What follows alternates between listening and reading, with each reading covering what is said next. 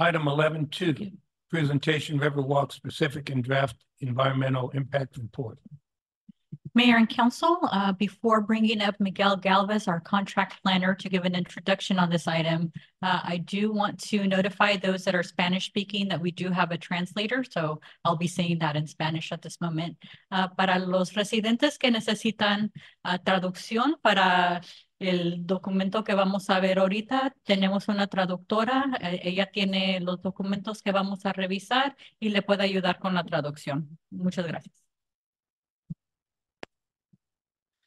Good evening, Mayor, members of the City Council, city staff, members of the public. Miguel Galvez, contract city planner with the City of Riverbank. I'd like to take a moment to underscore the purpose of the presentation tonight on the Riverwalk specific plan and draft DIR.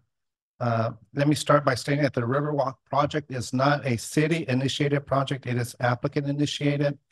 The city is responsible for processing the development applications, and that's part of the reason why we are here. One of those requirements is to have an independent environmental assessment of the project conducted. The environmental assessment commenced with a notice of preparation where responsible and trustee agencies were invited to help scope the environmental assessment.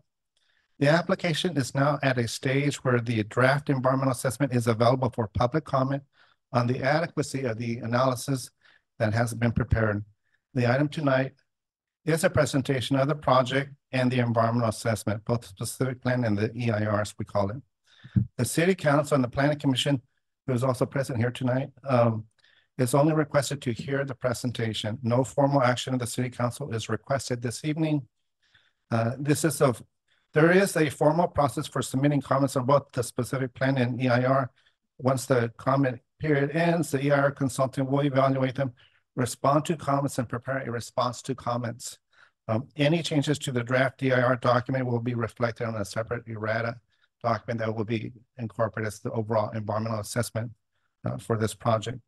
The city will schedule separate public hearings at both the Planning Commission and City Council for their consideration once this item is brought before them, once the project is ready. That concludes my introductory comments. At this point, I would like to introduce Steve McMurtry, who is with De Novo Planning. He will be making the presentation for us this evening. Steve, take it away. Could I pause real quick? Did anyone take up the translation? Just because I think there's a lot of technical terms. We're just speaking a little fast. Okay, thank you. Good evening, City Council members. My name is Steve McMurtry. I'm a principal planner with De Novo Planning Group. We're a land use planning, urban design, and environmental consulting firm.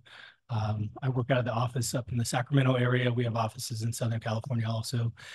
So we're under contract to the city to prepare environmental analysis for the Riverwalk specific plan process. So I have a presentation here. It's a lot of material. Obviously, people have commented on that. There's a specific plan and there's a draft EIR. So I'm going to try to cover both, and I'll try to be as prompt as I can, but there is a lot of material to cover. So there's several items where I'll probably want to go a little bit deeper and spend a little bit more time, and some that I'll go a little bit faster through. Let's see, is this going to work? You can, I'll just call out slide. Okay, so just starting with the purpose of the presentation, again, it's going to be a high-level overview of the specific plan and then a summary of the environmental impact report. And then what I'll do is I'll conclude with what our next steps are after the conclusion of the public review period. Just wanted to emphasize too what Miguel said is that the intent for the meeting is not that it's a hearing, it's an informational item for both the benefit of the City Council and also the public to understand a little bit more about the specific plan project and then also the draft environmental analysis. And so that informative item, I think, is intended to supplement the reading of the document by people that are interested in and wanting to comment on the document. Next slide, please. So I'll start with just generally describing what the location is. I think most people know we've got two images here. One shows the location relative to some of the other communities within the region. The other is more of a zoomed in image of the site with an aerial photo. So that you can generally describe the site as north of Patterson Road, which is State Route 108, east of McHenry, and it's approximately 2 miles from downtown Riverbank. The site is within the city's general plan planning area, but it is outside the city limits and outside the sphere of influence. Next slide, please. So zooming in a little bit more on the boundaries, I think it's important to talk a little bit about the boundaries because there's a lot of boundaries described within the draft EIR. So the overall boundary here, what's shown in red, is the project area. And so this includes several boundaries internal to the site. So the first is going to be the specific plan itself. So that's the Riverwalk specific plan. And that's going to be demarcated with the crosshatch, the white sort of crosshatch mark. That is the specific plan area. Within the specific plan, there is a black boundary that's identified within the specific plan. It's sort of to the north most part of the specific plan, and that's referred to as the Berg Hill property within the draft EIR. And so what the Berg Hill property is that is property that is controlled by the applicant. There is also property south of Berg Hill that is controlled by property owners that are not applicants. So in the planning business, you typically refer to them as non-participating property owners or non-applicant property owners, but they receive all the benefits that come along with a specific plan or any entitlements because they're part of that specific plan. And then also not marked on this map is an active adult component of the specific plan. So the entire specific plan is not active adult or 55 plus, but a portion of it is. And I'll go into a little bit more detail on that area here on some later slides. Next slide, please. So here is the existing general plan. I won't spend too much time on here, but I just wanted to show that generally the eastern half of the site has, as I mentioned, the entire site is within the city's existing general plan planning area. The eastern half of the site has land uses such as low density residential, medium density, high density. There's mixed use. There's a variety of parks and open space areas.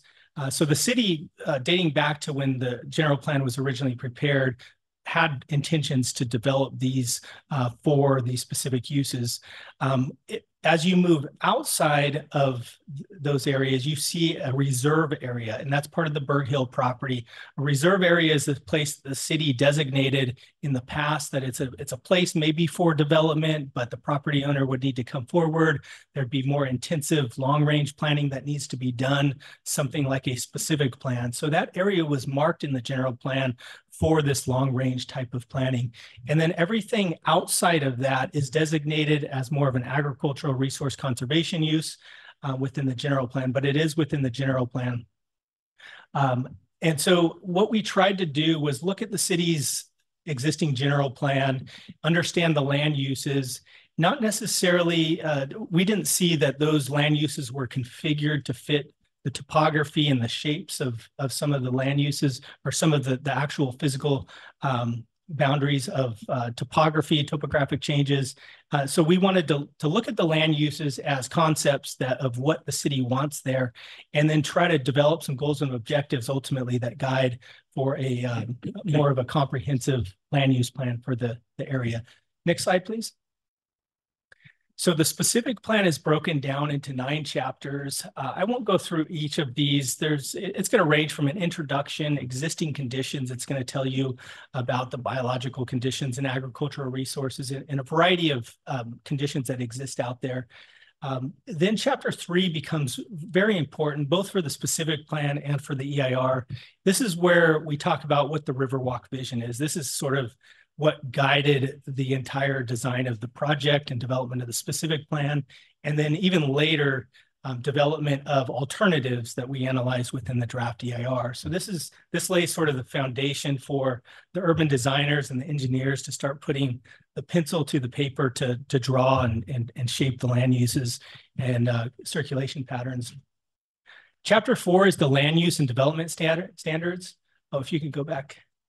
Land use and development standards. This is going to be your land use map. And then we're going to get a little bit more specific in terms of what you can actually do within those land uses. So development densities, setbacks, a variety of components that set a standard for what the city wants to actually see and does not want to see within certain types of land uses. The circulation chapter is in chapter 5. This is going to cover a variety of circulation components, from the vehicles to bike and pedestrian transit. Unique to this project, there is a neighborhood electric vehicle component, which is more commonly seen within active adult communities. It's basically seeing golf courts use within the community to travel from a place of residence to a gathering place within the community.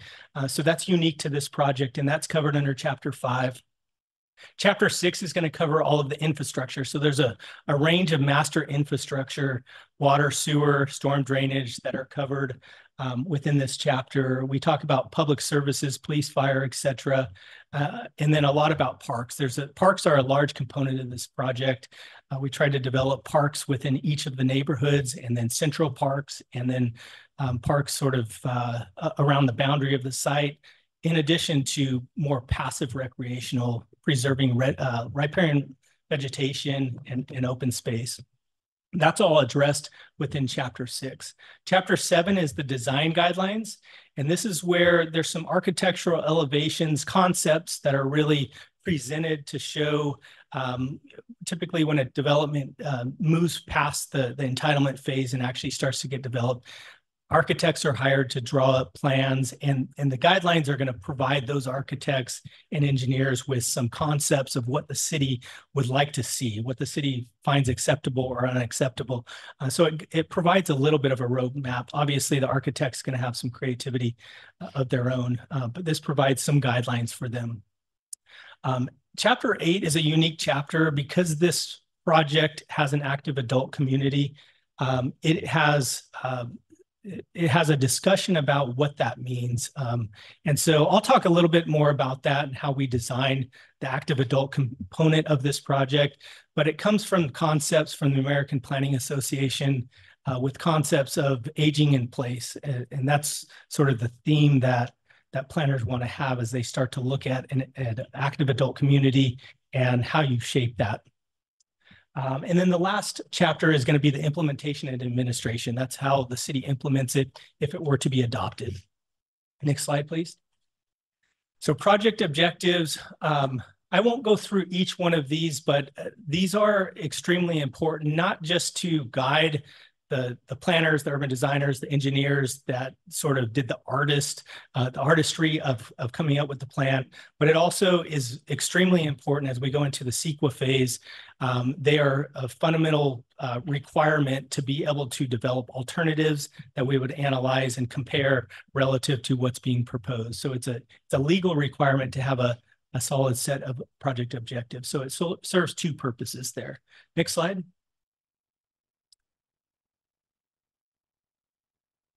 So here is just a slide that's going to showcase a couple of amenities that are built into the project. Up in the right, left-hand corner is a clubhouse, and this is really tied to the community core area. I'll talk a little bit about that. And so the community core is an area where it's going to be designed with a gathering place, different services, retail, a variety of things, and it's going to be a little bit more of an intense type of use. As you go concentrically out from that community core, you're going to get a little bit less dense. And then as you go farther and farther, you're going to get less dense in terms of the types of uses and the intensity of the use. And so within that community core, there is the concept of having a clubhouse, and the clubhouse is going to be a central gathering place. It could have a variety of things from conference facilities to, it could have a small deli, coffee shop, lounging areas. There's an indoor proposed to be around 20,000 square feet. Outdoor, it would there's pretty extensive land that could be used for everything from recreational type of uses. From, I know pickleball has gotten popular, bocce ball, tennis. There's a variety of outdoor recreational uses that can be built into the ultimate design. And then attached to that facility is a community park, so a much larger venue that's more of grass, open space, typical community park. And all of that will attach to a Riverwalk park that extends more expansive around the entirety of the entire project. And I'll show those and illustrate exactly how that works on some of the diagrams here on some of the following slides. And so also neighborhood electric vehicle, I'll talk a little bit about that. the Riverwalk Park, or the Riverwalk Trail, which loops around the entire project. And then I think you'll see in the land use plan, there is a lot of open space, and they're used for both buffer type land uses, protection of certain types of important habitats, but also open space, active recreation. Next slide. So here's a village summary. And this is emphasizing more the residential component of the project on this slide. What you can see, what I'd like to describe is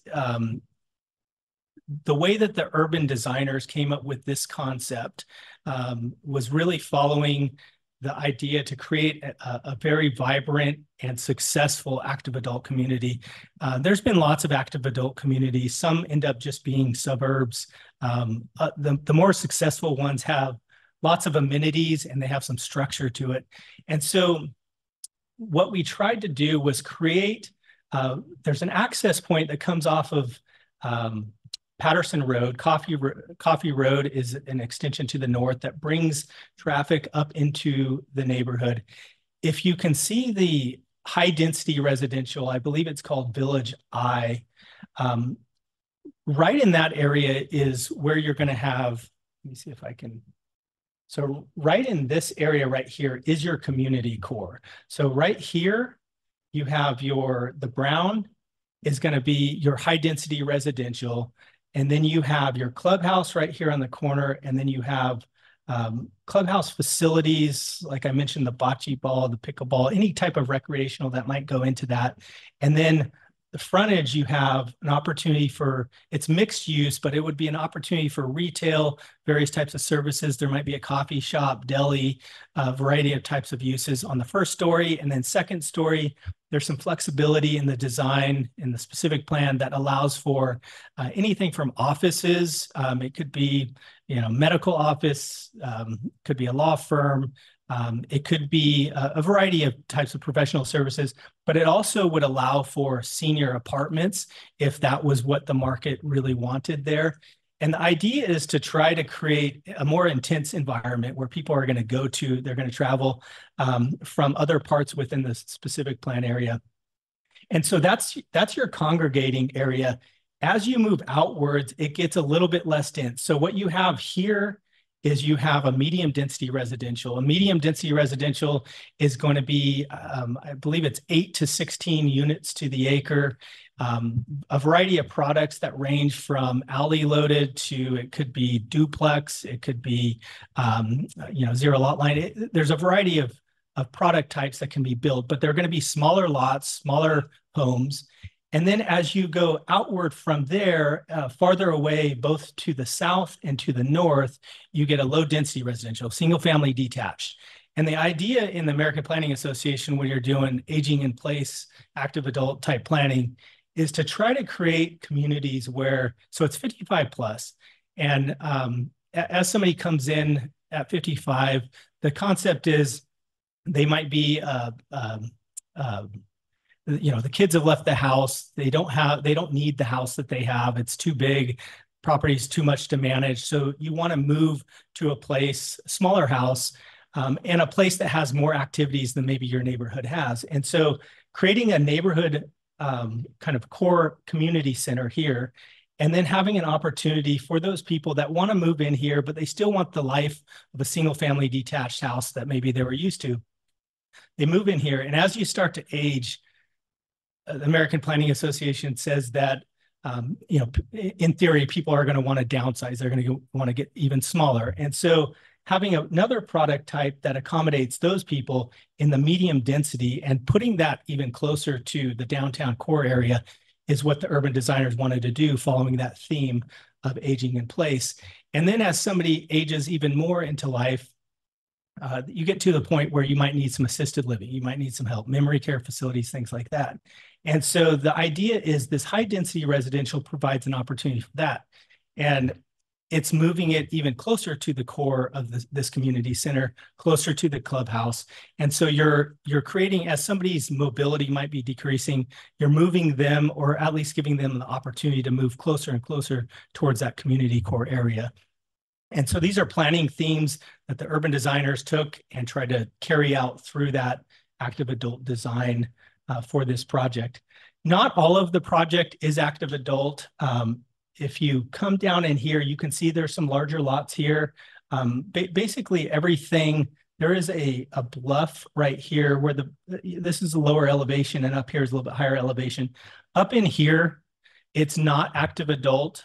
It's going to be larger single family lots, more traditional single family low density. There are a variety of other types of uses. I'll cover those on another slide, but there's some mixed uses down here that do also provide opportunities for housing. But the emphasis is that more than likely, because of the higher volume of traffic along Patterson and McHenry, it's probably more successful to build more of a retail type of a use in that location, but the markets can demand what they demand. Next slide, please. So here's a circulation, just kind of overview. The next slide is going to go a little bit more into detail in the roads that in the circulation components. So the existing transportation network is fairly non-existent out here. It's a lot of farm roads. Hogue Road is an actual road, but there's a lot of farm roads. So there's not a lot of circulation through this area other than private roads to access the property owners' properties. The main existing circulation is Patterson on the south side and McHenry along the western side of the property. Again, we'll go over the neighborhood electric vehicles and bike and pedestrian and transit components. Next slide, please. So this slide covers some of the roadways. There are arterials, collectors, and local roads. For the most part, local roads are going to be all of your neighborhood roads, internal to the neighborhood villages. The main arterial road that's going to come in, let's see if I can, is right here off of Coffee Road, and it's the artery that goes through the entire site. And so it's 110 feet, which is a standard arterial, but there's a couple of places where it's modified for a couple of reasons. Right here, there's a downslope. So it comes in, it's on the higher elevation, and it slopes down here. And in that downslope, it's modified to an 82 foot. It's important to reconfigure some things in terms of pedestrian, to locate pedestrian movements on just one side of the road, bicycle travel on just one side of the road because of the slope. So just being careful so that people aren't walking more towards the steeper side. People are shifted over towards the cut bank. So that's a modification there. As you get down to the bottom, it picks up as 110 feet again. And then as you come into the community core, what we wanted to do was pinch that down to slow traffic down a little bit. It's important to slow traffic down as you get into this more community gathering places. And so the roadway is going to reduce down. The total roadway is 92 feet, and that includes sidewalks, medians, and things like that. And there's more section views within the circulation chapter of the specific plan that shows some of those details. But after the community core, it picks up and it's another 110 foot to the standard arterial roadway. There's a variety of collector roads that are throughout that are designed. They've been analyzed by a traffic engineer to make sure that the traffic flows throughout the site. Next slide, please. So I'll talk real quick on the neighborhood electric vehicle plan. It's unique. A lot of people that move into active adult, they find that it's very important, so it creates a market, and then it's very favorably viewed by California Air Resources Board and other types of organizations that really want to get power-driven or fuel-driven motor vehicles off of the road or reduced and more converted towards an electric vehicle. So this provides an opportunity for people to take short trips from their place of residence within the specific plan area, perhaps a drive around the Riverwalk at low speeds, drive down to the community clubhouse, to the community park, on roadways within the specific plan area. So a neighborhood electric vehicle is considered a low-speed electric vehicle. By the state, it's anything that's going to be 35 miles. It's a max of 35 miles an hour. Generally, they're even slower than that. And so there are lanes and there are routes. And so there's 3 different classes of NEV lanes that are defined within the specific plan.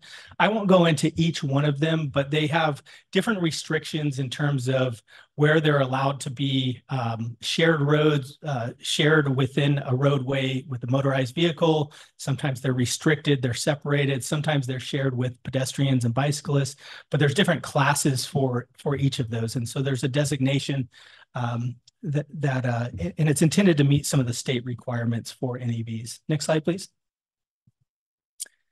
So the bike ped, the most prominent feature in terms of a trail system, that it's really a multi-use trail system. It's the Riverwalk Trail, and it loops around the entirety of the active adult component of the project. And so up here, it's going to be on the land side of the levee. And there is access, several access points. It's hard to see on the slide, but there's some green sort of open space paseos that allow people to come through from the roadway to access it. You can see several places there. And then as you go up north, there's some additional places. So people can access this to be able to walk on it.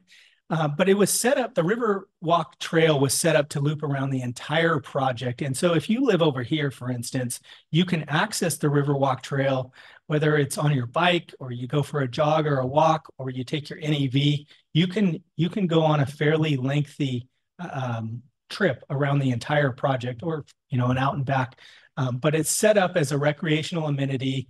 It gets people out and active. And it's unique to this project, and it was fitting with the topography and the site characteristics. Next slide. So I'll go fairly quickly over. There's 3 slides here that cover some master infrastructure planning. There's water, there's sewer, and there's storm drainage. And so these have been designed by a professional engineer, a licensed engineer, that considered the demands of water, the generation of sewer, and then the hydrology characteristics to be able to retain and detain storm drainage. So it's designed with 12-inch mains. There's 8-inch mains within the neighborhoods. There's a 2 million gallon water tank, 3 wells, pressure regulating station. And then one of the comments that came up in the NOP process was from adjacent property owners were, I'm an agricultural farmer, I'm in the specific plan, or I'm in the SOI area. I want to continue farming. Am I going to be impacted? Am I going to lose my water? And the answer is no. This project is not going to impact existing irrigation water flows to any of the existing properties there. So if somebody is a non-applicant property owner and they don't want to develop right now or ever, they can continue to farm their land. They're still going to have access to their water. This project is not going to restrict that. It's not going to prohibit that. It's not going to cut off any irrigation to those people. Next slide. So the sewer plant, again, it was designed, there are 3 pump stations. The mains range from 8-inch to 12-inch. Everything will be ultimately pumped to the northeast pump station. And then there is an off-site sewer line that has 2 force mains, a 10-inch and a 16-inch, that would be bored underneath the Stanislaus River to the north side of the river, and then a 1.4 mile pipe, a force main pipe that would go to the existing wastewater treatment plant, which serves Riverbank. It's located north of Stanislaus River. Next slide, please. The drainage plan, there are 4 basins. Each basin is designed for that particular watershed. And each one was designed with the capacity needs to be able to capture and retain all of the storm drainage needs of each of those watersheds. Next slide, please. So the entitlements that are requested include a sphere of influence amendment, a municipal services review update, general plan amendment, pre-zoning, annexation, specific plan, the NEV plan, vesting tentative maps, development agreement. And then if the city council were to ultimately approve the specific plan, there's lots of subsequent approvals that would be needed. Everything from final maps, improvement plans, grading plans. The list really goes on to be able to actually implement the project. A lot of work would have to be done still. Next slide. So the general plan amendment, I won't spend too much time on this. I know that we covered a lot of the land uses already on one of the other slides, but it does include a list of 3 different residential uses, mixed use, and each mixed use is going to have some different characteristics that would be expected in that area. The community core area, obviously, there's a clubhouse site and it's specific to a clubhouse.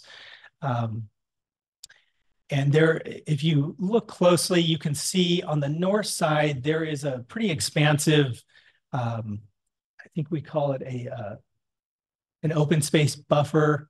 That area is all the land that's basically from the Stanislaus River edge to just on the west side of the levee. And so there's an extensive amount of riparian vegetation that the design is to preserve all of that. So all of that would be left intact. There would be no destruction of that. There's no building trails or anything like that in that.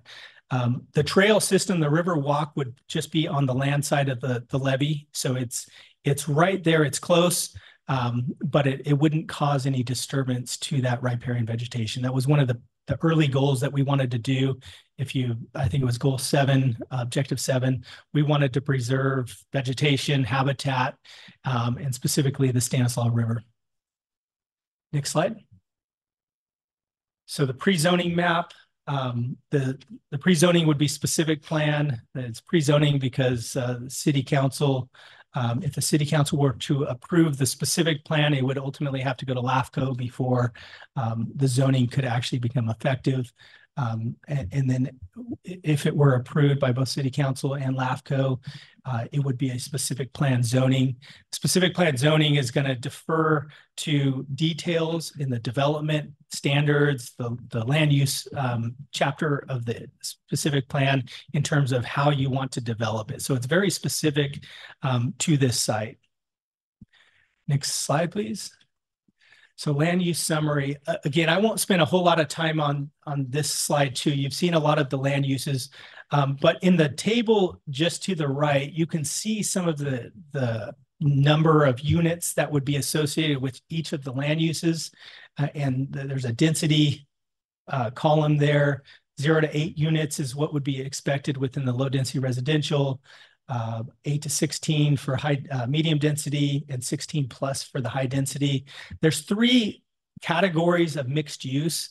We have mixed use that's within the community core, and that's really designed, it's really specific to that community core, what we would like to see there to serve that active adult community. And then there's mixed use that's outside the community core along Patterson and McHenry, which is more specific towards the opportunity that they have with a lot of volume of people traveling by, and the opportunity for the retail component to be a little bit more successful, but flexibility in the event that those property owners want to build a higher density residential or maybe a mixed retail and high density residential. So there's some flexibility for those mixed uses.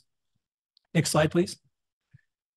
So this is the sort of the second part of the project. The first part, I know this is a long presentation, but I wanted to dive into the specific plan and try to inform you as much as I can in as short a period as I can. The second part is going to be covering the draft EIR. And so for the benefit of people that aren't as familiar with an EIR, I wanted to start with just what is an EIR. And at its core, an EIR is an informational document. It's intended to inform decision makers like yourselves, planning commissioners, adjacent agencies, state agencies, citizens, interested communities. So it's intended to provide as many facts as you can in a document.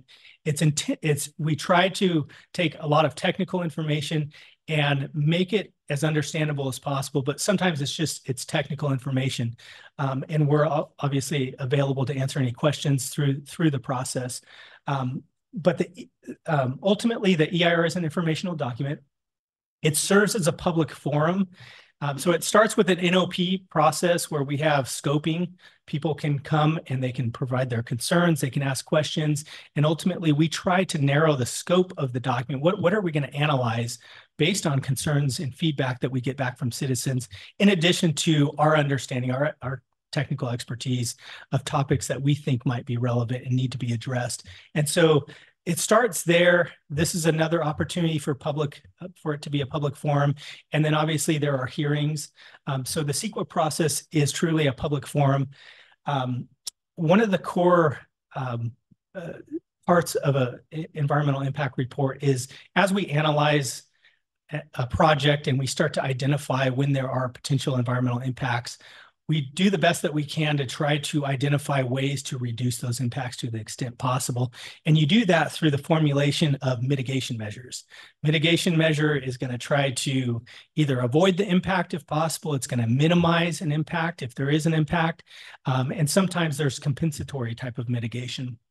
And I'll talk a little bit about the mitigation for this project, but it's a core component for the project. Sometimes, even with mitigation, you can't reduce an impact to an insignificant level, which for almost every EIR, you do an EIR because you know that there are going to be certain impacts that are significant, unavoidable. And so lastly, an EIR, a lot of people think it's prepared to try to get a project approved. It isn't. It is not an advocate for or against the project. It's not trying to get it approved. It's not trying to get it denied. It's truly just like the first bullet, an informational item to provide the facts that are needed for decision makers to make the decisions, as well as the public and interested parties to provide comments and concerns to you. Next slide. So the NOP process for this project, NOP was circulated in June of 2021.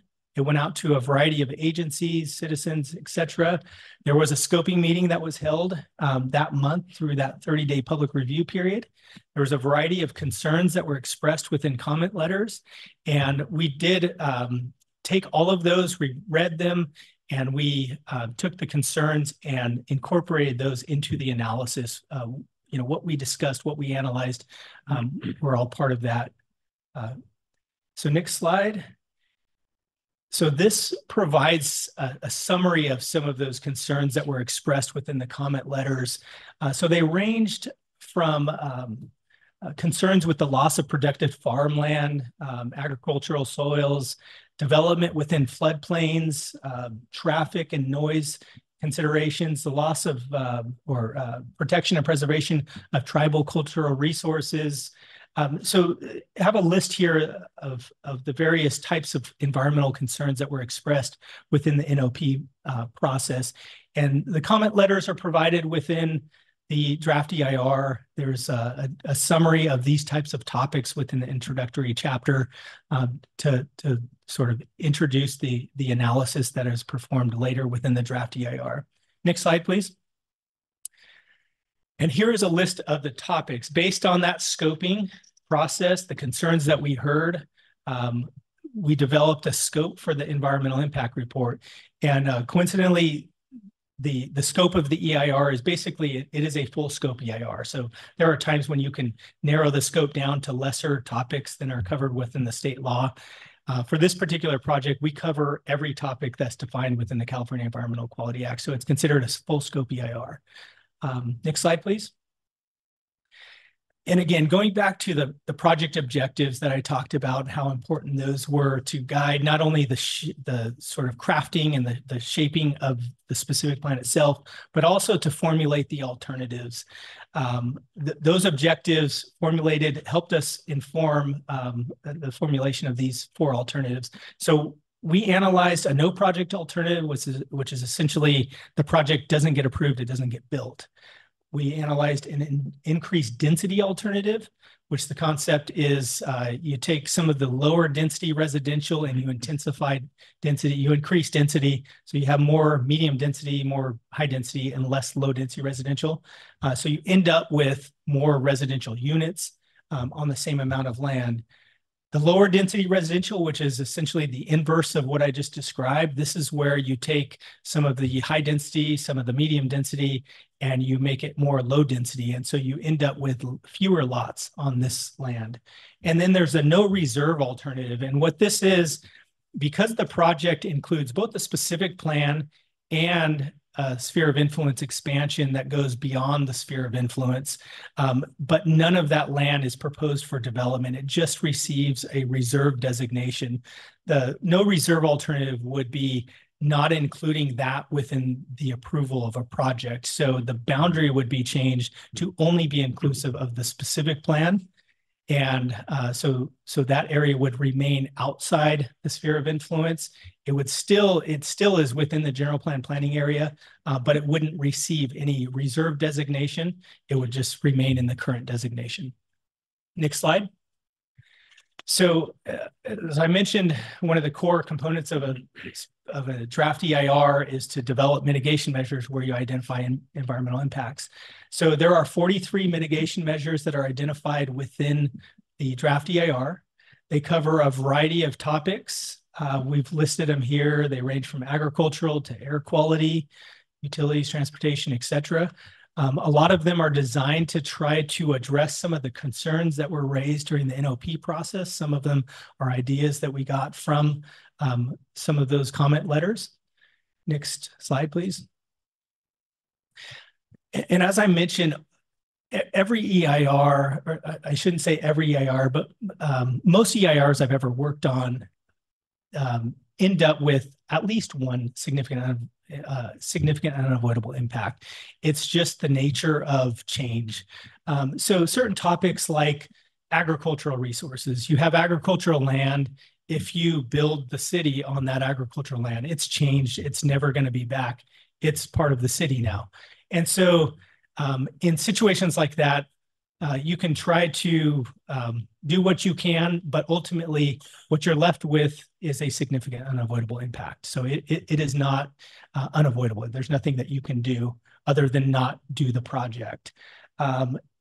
So certain topics here. So I've broken it down into project impacts and also cumulative impacts. For the most part, you'll see they're very much the same. There's a couple of impacts that fall under significant unavoidable under cumulative, but not under project impact, but it doesn't work in the vice versa way. So these are the significant unavoidable impacts. Ultimately,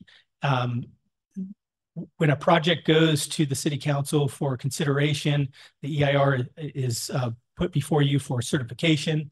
There are findings that have to be adopted. There are findings of statement of overriding considerations. So you consider different economic, technical, legal, other types of considerations to override significant impacts that are found within the draft EIR. And so this is the list. They're obviously much more detailed within the draft EIR itself, but this is an overview list of those impacts. Next slide, please. So this is where we're at right now. We are in the 45-day public review period. The public review period ends March 8th. As I understand it, it's going to extend for the translation versions of the document, and that's to be determined still.